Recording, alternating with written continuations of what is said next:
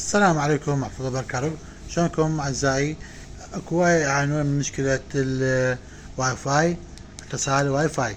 أول شي تروح على العدادات، هذا فوق بالخلال هالاتجاهات مال الاير جي عندك هذا اتجاهات مال الجير، شوفوا تجي جوا تروح على الشبكة. عندك هنا أول واحد متصل معي واي فاي، الثاني هذا يبث. أول واحد تقول له انتر، اوكي. عندك هذا تحدد الشبكة هسه حاليا، هسه حاليا مقفول. اجت لنا هذا الشبكة او الشبكة الثانية تجي. عندك هنا يقول الباسبورت.